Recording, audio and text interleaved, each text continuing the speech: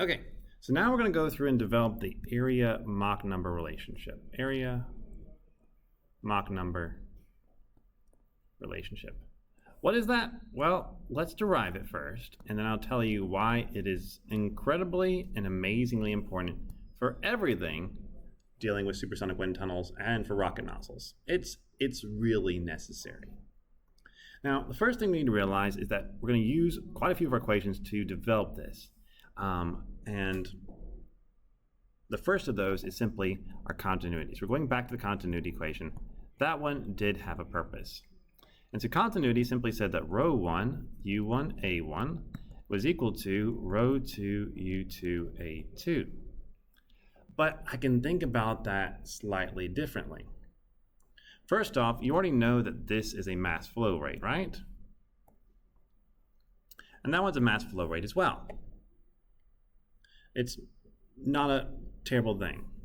And so it's simply saying is my mass flow rate in is equal to my mass flow rate out, or another way is simply saying that my mass flow rate is equal to a constant, and therefore this quantity rho UA is also equal to a constant.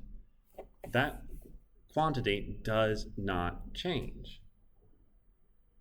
Now we can use that to help ourselves. Okay, we can use that to help ourselves. So what we're going to do is we're going to take the derivative of this, okay?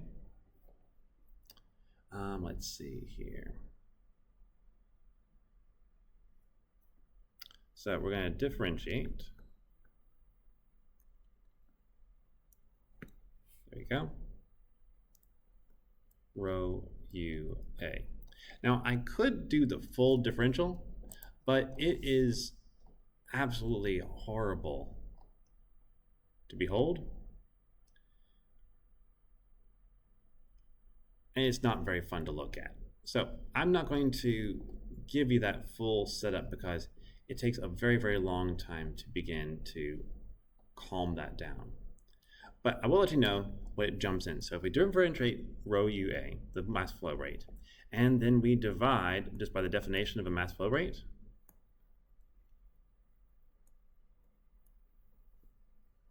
what we get is this nice little equation here. So d rho over rho, oops, not plus, my bad, is equal to dA over A plus du over u. There we go.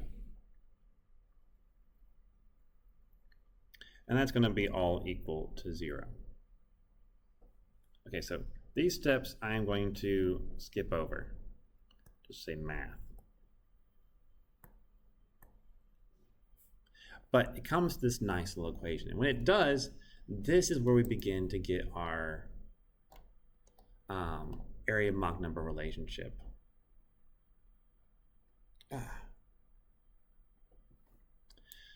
So, how are we going to go from here? Well, we probably at some point need to bring in Mach number, remember? And Mach number is equal to our velocity, which in this case would be u over a.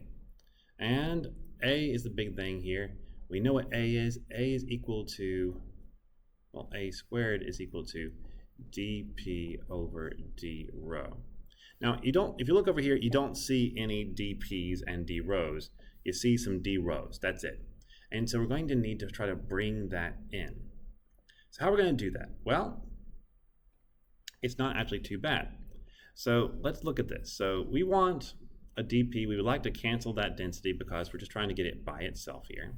And so we can figure that out. So dp over rho would be equal to dp d rho, I can't write today. There we go, over rho. We're just using the chain rule. Okay, just using a simple chain rule for that.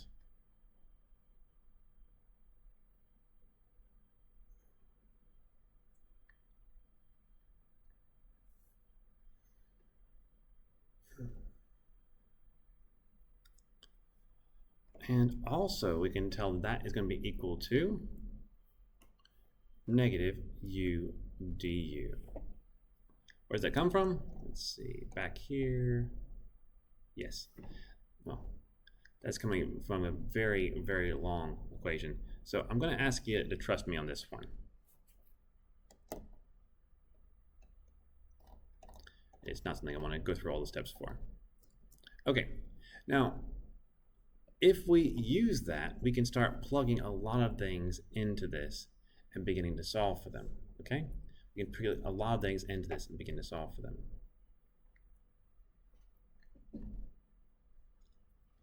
So first off, I already said that a squared is equal to dp d rho. So I can put that in here if I want to. So now I'm going to have a squared d rho over rho is equal to negative u du. Okay, that's getting a little bit closer. I'm going to bring a squared over because I want to get a Mach number in here. So d rho over rho is equal to negative u du over a squared.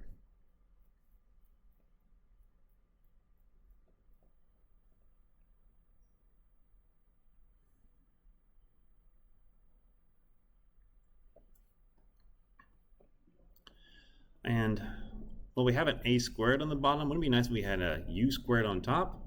Well, we can fix that. How? We're going to multiply this by u over u. And so when we do that, I'm going to have d rho over rho is equal to negative u squared over a squared du over u. There we go. Making sure I write it down correctly. And this is finally our Mach number. So that's our Mach number right there. And so we can get eventually from all this shenanigans, we get rid of our density term, and we get instead is our Mach number. So we'll have that d rho over rho is equal to my negative of my Mach number, du over u.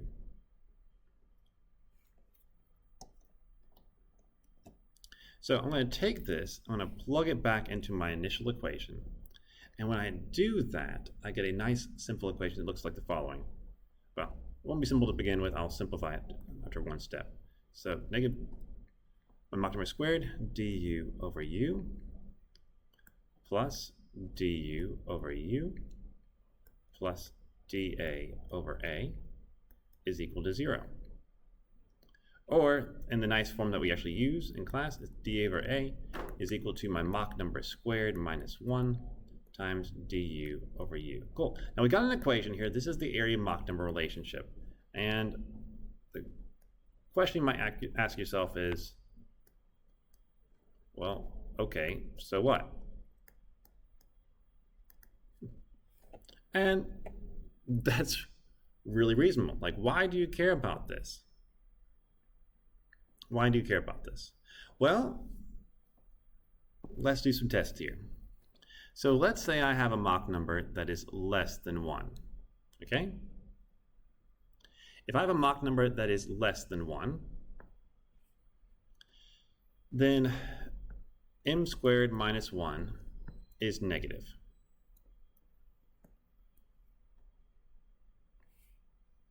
If I have a Mach number that is more than 1, m squared minus 1 is positive. And finally, if I have a Mach number that is equal to 1, m squared minus 1 is 0. Okay, so that's all fine and dandy. But now let's see how it tells us something when it comes to, let's just go with acceleration. So I'm going to ask you a question here. How do I accelerate?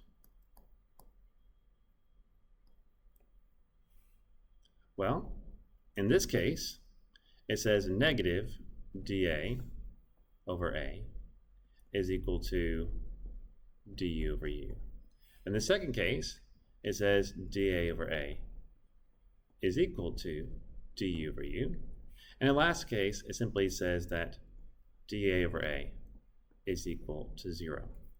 That didn't mean much to you here, but it's simply saying is if you're in a flow that is subsonic, to accelerate, you have to have a area that goes down.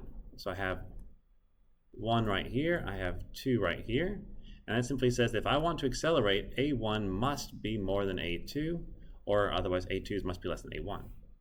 However, if I'm in a supersonic flow, it's actually the exact opposite. If I want to expand, I must actually increase my area. That's why that one is positive. The area change was negative here because it had to go down. It's positive here because it has to go up.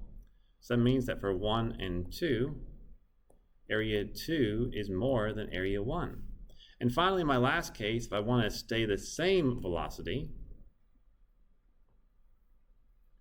if I want to stay Mach number equal to 1, well, I have to stay the same area. I can't actually do anything there. Doesn't really help me much. So in this case, if I wanted to stay Mach 1, I would have to maintain this same exact shape. Okay, so this is the reason I need to care about my area-Mach number relationship, because it gives me an idea of what architecture I have to use in order to accelerate or decelerate my flow. Like for example, if I have this shape right here, okay, this is a nozzle for subsonic flows. And it always accelerates things, okay? I have U1 going in, I have U2 coming out, and U2 will be more than U1. However, this is actually what's called a supersonic nozzle. Why? Because it accelerates the flow.